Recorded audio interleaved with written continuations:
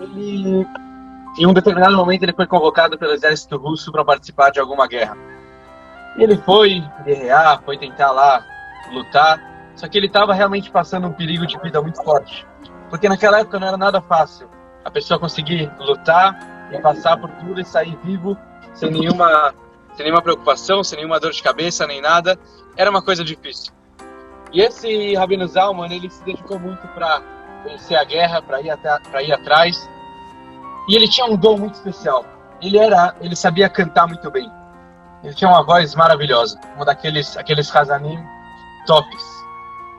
E uma vez ele estava ouvindo um soldado passando do lado da cabana dele, cantando. E ele sabia que o soldado estava cantando da maneira errada. Ele falou, o cara não sabe cantar. E ele saiu da cabana e começou a cantar para aquele soldado, mostrou a voz dele. O soldado viu e falou, uau, você tem uma voz tão bonita, o que você está fazendo aqui, parado no meio da cabana, no meio do exército?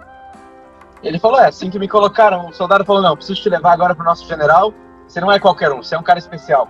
E ele foi realmente para o general, ele começou a atuar no acampamento de guerra como cantor. Ele era um Hazan, ele animava o público, ele tinha uma voz assim bem especial. E realmente ele mudou a vida dele de um soldado simples para um amigo do general, tal e tudo. Chegou um belo dia, era Yom Kippur. E naquele Yom Kippur, ele sabia que ele não podia cantar. Porque se ele tentasse, ia ter toda a orquestra, todos os instrumentos, ele ia animar todo mundo, mas ele ia estar fazendo algo de errado. Então ele não sabia o que fazer, ele falou, putz, não sei o que eu vou fazer, se eu não cantar, podem fazer alguma coisa comigo. E ele decidiu então acordar naquele dia com dor de garganta. Ele falou, hoje eu não canto, hoje eu tô com uma dor, minha voz não vai sair bonita, esquece, não contem comigo. E estava todo mundo esperando, eles pediram muito para você cantar, etc, por favor, vem cantar. Até que ele falou, não, de jeito nenhum, e voltou para a cama dele e voltou a dormir. Passa algum tempo, vem 3 soldados e falam, querido Zalman, a gente quer, por favor, que o senhor cante. Eu sei que é Yom Kippur hoje, então canta músicas judaicas. Não precisa cantar outras músicas, canta músicas judaicas. E ele saiu, ele percebeu que não tinha mais instrumentos, só que o público não estava mais lá. Então ele andou, começou a andar na floresta, e aqueles 3 soldados estavam atrás dele. E como eles tinham pedido, então ele começou a cantar para aqueles soldados. Aqueles soldados, quando eles ouviram todo o cântico do Rabino Zalman, ele começou a cantar o famoso Kol Nidrei. Ele cantou o Kol Nidrei e todos aqueles soldados, os 3 que estavam lá, viram aquela voz maravilhosa, se inspiraram naquela linda, maravilhosa, inspiradora voz. E eles falaram para o Zalman, a gente também é judeu, nós também crescemos, a gente teve aqui o decreto dos cantonistas, famosos cantonistas que eram crianças e foram pegos pelo czar e tiveram que se converter. E a gente agora quer voltar para nossas raízes. Muito bonita tua voz, esse Yom Kippur realmente inspirou. E de fato eles perceberam onde eles estavam e assim, em pouco eles voltaram aos seus caminhos, às suas origens, às suas raízes. Uma das rezas mais famosas do ano, que a gente sempre, todo mundo conhece, todo mundo vem para a sinagoga, é o famoso Kol Nidrei. Todo mundo adora, todo mundo se inspira no Kol Nidrei, todo mundo tem aquele momento de inspiração, na sinagoga lota. Esse ano, óbvio que vai ser diferente, mas mesmo assim, todo mundo em casa, quem consegue vir, óbvio que está super convidado, mas quem não consegue, quem não pode sair, é até perigoso, fica em casa. E as pessoas em casa conseguem se inspirar, conseguem aproveitar esse momento do Kol Nidrei. Dizem que tudo que acontece no nosso mundo, tudo vem de acordo com a sorte. Até as rezas. E a reza de Kol Nidrei dizem que é uma reza que ganhou na loteria. Porque se a gente for olhar, se a gente parar para ler a tradução do Kol Nidrei, não tem nada demais. Simplesmente a gente só fala sobre as nossas promessas, sobre nossas decisões que nós tomamos durante o ano, e a gente não vai conseguir cumprir até o ano que vem, que Deus anule tudo aquilo. Essa é a tradução do Kol Nidrei, não tem mais nada de especial. E, na prática, todo mundo vai, todo mundo se inspira. O que tem de especial essa reza? O que ela já conta pra gente? O que ela abre tanto nossos corações? O que ela mexe tanto com a gente, que a gente tanto se inspira no Kol Nidrei? Simplesmente a gente pode ler de novo aquela tradução, vai ser promessas, comprometimentos, decisões, tudo Hashem vai anular, não vai mais ter nada, desde agora, desde esse Yom Kippur até o futuro, até o próximo Yom Kippur, nenhuma promessa que eu fiz vai ser concreta, tudo Hashem vai anular futuramente. O que tem de tão especial nisso? Como essa reza conseguiu se transformar numa reza tão famosa e tão inspiradora? Além disso, a gente pode olhar também nos costumes. Todas as sinagogas, o Hazan, ele costuma cantar com aquela melodia toda triste. Não é tão triste, mas é bonita, é emocionante. E para que tudo isso? É uma reza simples, uma reza que só fala sobre promessas. Então vamos pensar um pouco onde tudo isso começou. Onde começou essa ideia do Kol Nidre? De onde veio toda essa história da reza e tudo isso? Se a gente olhar numa Mishnah, que é um dito, uma frase, alguns estudos dos nossos sábios, eles contam pra gente que Yom Kippur perdoa tudo, todos os pecados. Somente pecados entre o homem e seu amigo e seu semelhante, ou promessas. Esses dois tipos de coisa Yom Kippur não perdoa de jeito nenhum. Então se eu fiz mal para alguém, eu machuquei alguém, eu feri alguém durante o ano, chegou Yom Kippur, eu vou falar, não, Deus vai me perdoar. Deus não perdoa até você ligar para o seu amigo, até você se encontrar com ele e pedir perdão. Falar, desculpa, eu errei, eu fui um besta naquele momento, eu peço desculpas para você. Aí sim Yom Kippur perdoa. Se você não fez isso, Yom Kippur não vai perdoar. Assim também promessas, Yom Kippur perdoa, somente se você decide se comprometer a cumprir as suas promessas. Senão Yom Kippur não vai perdoar. Yom Kippur não deixa as promessas de lado. E mais ainda, uma coisa muito especial também. No judaísmo a gente sempre toma cuidado com a nossa boca. O que a gente vai falar, o que nós vamos soltar para uma outra pessoa, como a gente vai falar. A gente sempre se cuida com o Lashon Hará, de falar mal de alguém, tanta coisa que a gente vai se cuidando em Yom Kippur. Então, quando chega o momento de fazer alguma promessa, a gente vive jurando.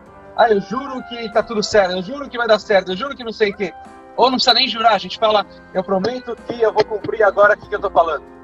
Existe uma pesquisa interessante que 92% das decisões que nós fazemos não são cumpridas. Somente 8% das decisões são cumpridas. É um detalhe que vale a pena a gente lembrar. É difícil cumprir decisões. A gente sempre tenta tomar decisões, mas na prática, passa um dia, esqueci. Não lembro mais nada, nem sei o que está falando mais. As pessoas são tão acostumadas a fazer isso. Então, para a gente entender um pouco mais essa ideia de quão grave a pessoa é de jurar e não cumprir, de se comprometer e não fazer, vamos olhar para a nossa história na Torá um pouco mais atrás. Nosso patriarca Jacó Avinu, ele teve uma história interessante que ele jurou para Deus quando ele saísse da casa dos seus pais e futuramente ele voltasse para Israel, se desse tudo certo com ele, ele falou, Deus, eu prometo que eu vou trazer um sacrifício para você. Eu prometo, dou minha palavra. Passou os anos, Jacó seguiu sua vida, voltou para a Terra Santa, tudo maravilhoso, mas ele esqueceu da promessa dele. Ele não trouxe o sacrifício para Deus. Aí o que Hashem fez? Qual foi o castigo dele? A filha dele, a Diná, ela foi abusada pelo Shem, que era o líder naquela época da terra onde ele estava. Isso aconteceu por quê? Porque Jacó não cumpriu sua promessa. Então Hashem castiga se a pessoa não cumpre o que ela jurou. Isso foi um exemplo. Existe um outro exemplo com o grande líder Moshe Rabbeinu. Moshe, ele foi casar, quando ele saiu do Egito, ele foi encontrar sua esposa na terra de Midian. Os midianitas, Yitro, que era seu sogro, tinha uma filha, a Tzipora, que era a futura esposa de Moshe Rabbeinu. Quando eles iam se casar, Yitro vira para Moisés e fala, Moisés, por favor, nunca volte para o Egito. Me prometa isso.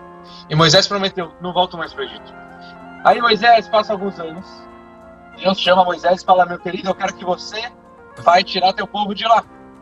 Que Moshe Rabbeinu assumiu e falou, eu vou tirar meu povo. Só que ele tinha a promessa feita, eu não posso entrar no Egito de novo porque meu sogro não deixa. E como um bom gênio, ele voltou para a terra de Midian, como a Torá nos conta, e ele vira para seu sogro e fala, meu querido sogro, por favor, me deixa eu entrar de novo no Egito por um bom motivo. Ou seja, ele foi anular sua promessa. Hashem deixou ele anular sua promessa e isso aconteceu da melhor maneira. Então, daqui a gente vê algo interessante. As palavras que saem da nossa boca, a gente tem que tomar cuidado. Nós temos que se comprometer ao máximo de fazer o que a gente fala. Então não adianta ficar falando, eu prometo que eu vou fazer isso, eu juro que eu vou fazer aquilo, se eu não vou conseguir fazer. Não pode fazer isso. A gente tem que tentar se dedicar e cumprir o máximo que dá de todas as palavras que saem da nossa boca. Mais um detalhe.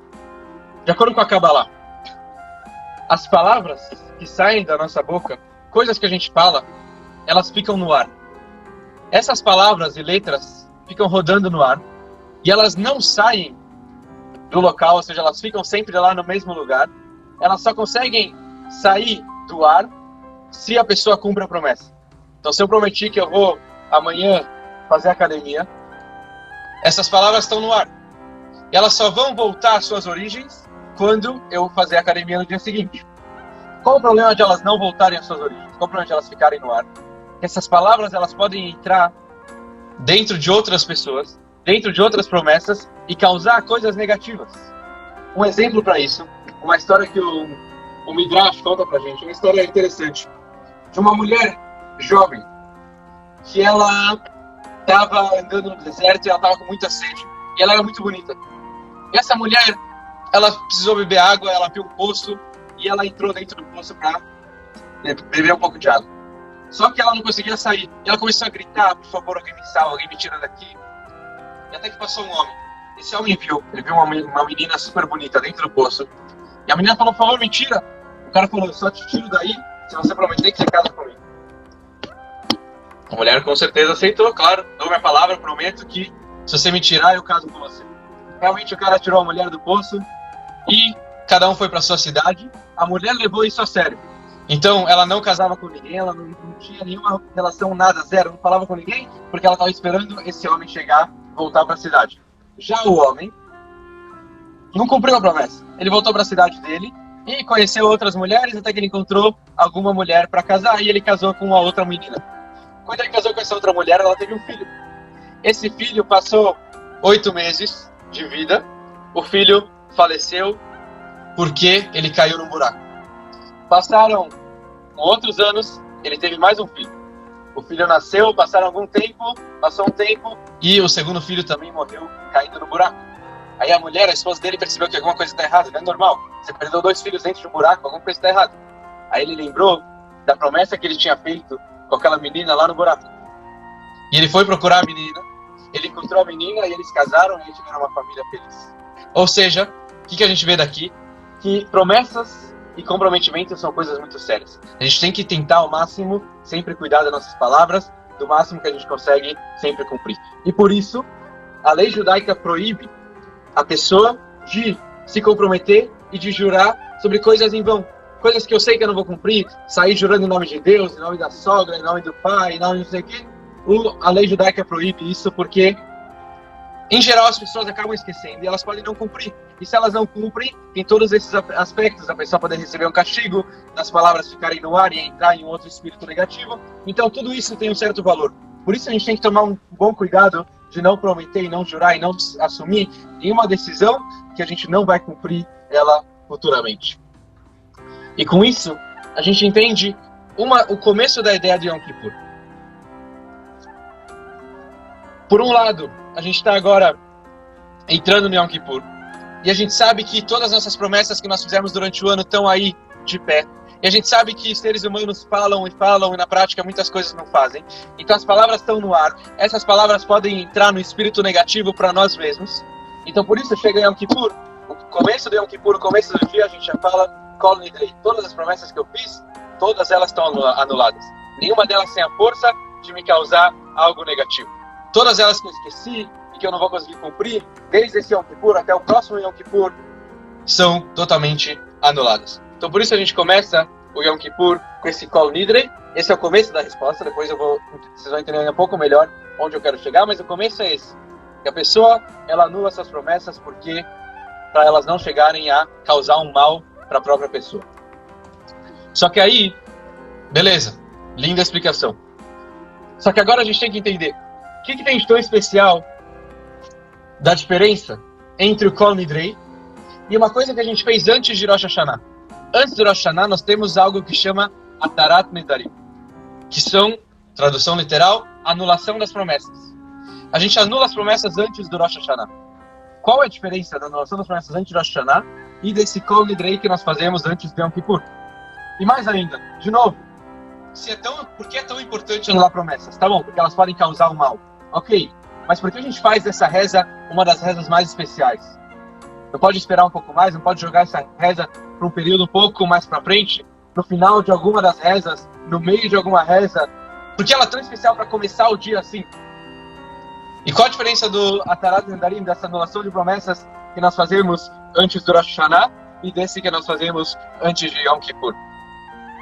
Tudo isso daqui é bem interessante.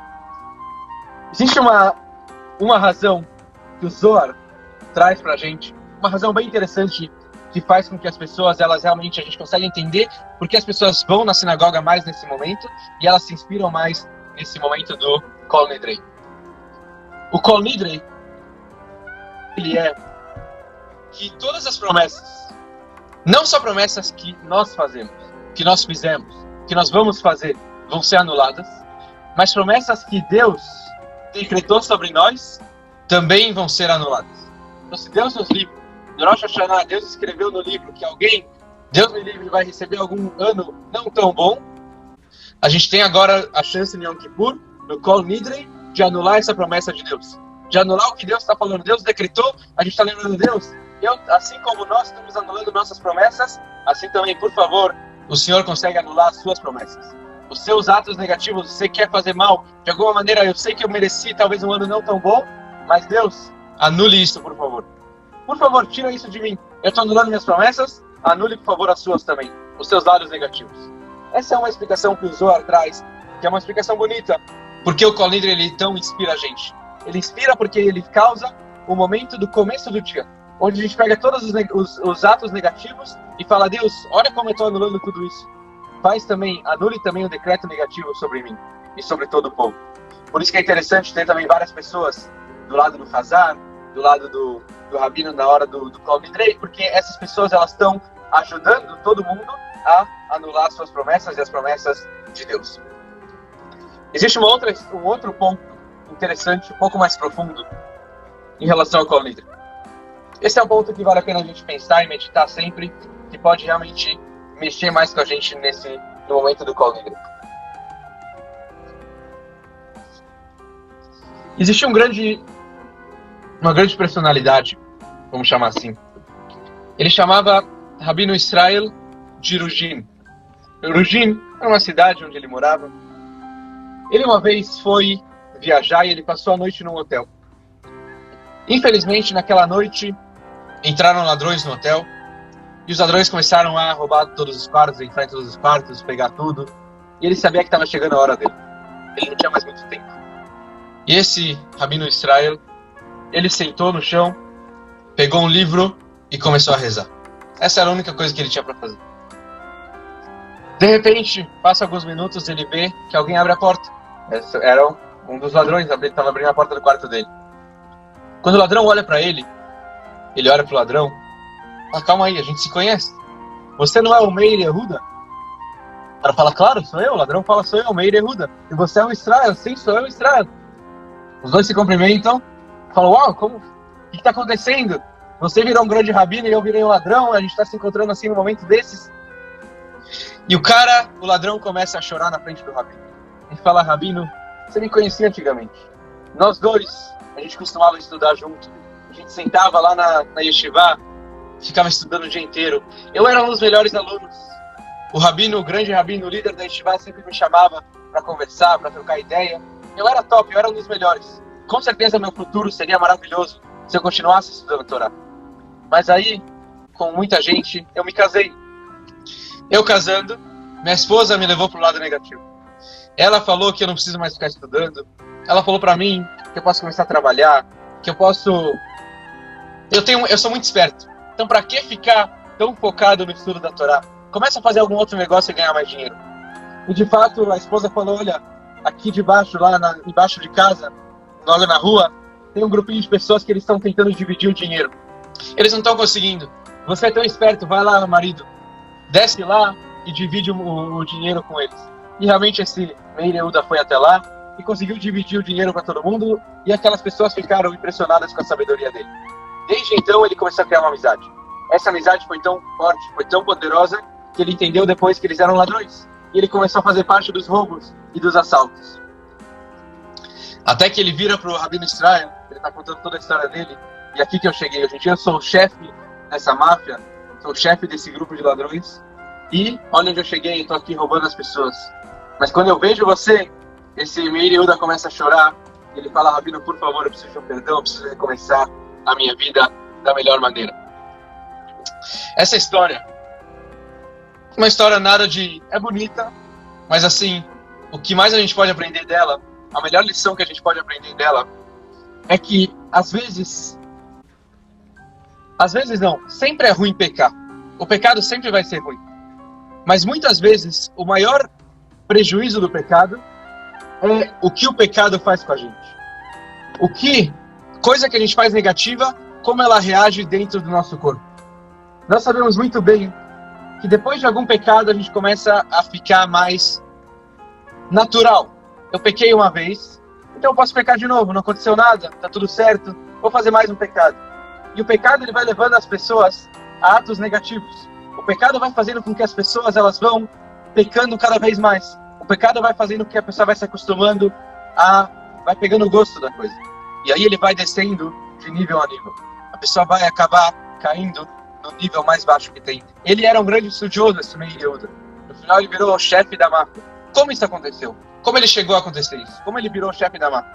Tudo aconteceu por um simples ato. Tudo começou com um pequeno detalhe que ele saiu para fazer algo de errado. Tudo começou com um pecado. Por isso, no livro Na Ética dos Pais, existe um dito do famoso Ben Azai. O Ben Azai era um grande sábio, ele falava pra gente, corram para uma mitzvah simples. O que ele quis dizer, corram para uma mitzvah simples? Ele quis dizer que saibam de um segredo. Todo ato é importante, positivo ou negativo. Qualquer passo, ele é muito bom. Ele vai fazer ou que a gente fique mais próximo do 100, ou que nós ficamos, Deus nos livre, mais longe do 100, mais próximos do 1 ou do 0. Então, quando nós chegamos no Kol Nidrei, quando a gente está chegando em Yom Kippur, nós queremos o quê? Ter um ano diferente. A gente quer se inspirar. A gente quer que esse ano seja diferente de outros. Nós queremos tomar boas decisões, a gente quer mudar nossas vidas, nós queremos nos renovar, a gente quer realmente sair e mudar nossa rotina, a gente quer fazer muita coisa no próximo ano.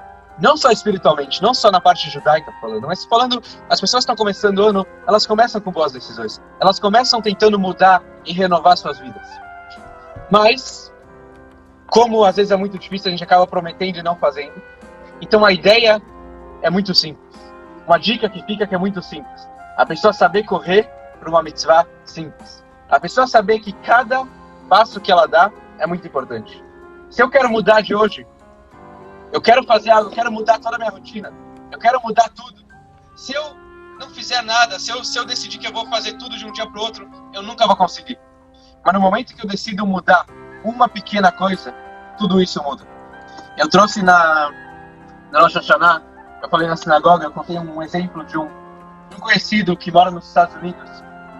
E ele decidiu, a vida dele, a vida de casado dele estava terrível. Ele não sabia mais o que fazer. O que ele teve? Qual foi a ideia dele? Ele chegou ao Rosh Hashanah e falou, esse ano eu vou mudar tudo. Eu vou mudar toda a minha vida. O que ele fez? Ele começou a escrever num diário todas as coisas boas que a esposa fazia em cada dia. Então, a esposa um dia cozinhou, fez uma janta maravilhosa, ele escrevia no diário. Hoje minha esposa cozinhou muito bem. No dia seguinte, hoje minha esposa cuidou muito bem do meu filho. Hoje minha esposa penteou meu filho muito bem. Hoje minha esposa, todas as coisas boas que a esposa fazia, ele escrevia. No final do ano, ele, em vez de sair criticando a esposa, ele foi e começou a ler esse diário. Ele percebeu, olha que coisa bonita, olha que esposa maravilhosa que eu tenho. Ele entregou de presente para a esposa ficou super realizada, foi o melhor presente que ela recebeu na vida. Tudo que estava ruim no casamento, ele conseguiu transformar para uma vida maravilhosa de casado. Mas por que isso aconteceu? Por causa de um simples ato. Um passo que ele deu.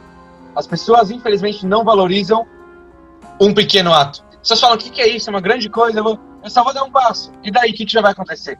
A gente tem que saber que um passo é muito importante. Então, se a gente está agora começando o Kol Nidre, a gente está começando o nosso Yom Kippur, se Deus quiser, domingo à noite, a gente quer mudar, nós queremos ter uma nova vida, nós queremos ter um novo relacionamento com Deus, com nós mesmos, com nossa família. Mudar de um dia para o outro é impossível. Mas o que a gente pode aprender é simplesmente fazer um ato. Fazer alguma coisinha pequena, isso já consegue mudar muita coisa. O que tem a ver isso com o Kol Nidre? Que o Kol Nidre, ele veio falar pra gente que nós estamos agora anulando todas as nossas promessas. Tudo que nós prometemos durante o ano. O que são essas promessas? São pecados que nós não demos valor. São palavras que nós não demos valor. São aquelas pequenas coisas que a gente não deu valor. Eu vou começar a fazer uma coisinha pequena. E a gente não deu valor. E isso aconteceu, que precisou do Kol Nidre para anular essas pequenas promessas. Então, quando chega o Kol Nidre, ele faz a gente lembrar desses pequenos atos, dessas pequenas decisões, dessas pequenas resoluções que nós queremos ter e saber valorizar elas. Saber que com elas a gente consegue mudar muita coisa. Saber que com elas a gente consegue chegar e dar esperança para a gente sair de muitas e muitas coisas negativas. Existe uma história muito bonita de um sábio da Gemara do Talmud. Ele chamava Reish Lakish. Esse Reish Lakish, ele era um ladrão. Ele foi ladrão durante muito tempo da vida dele.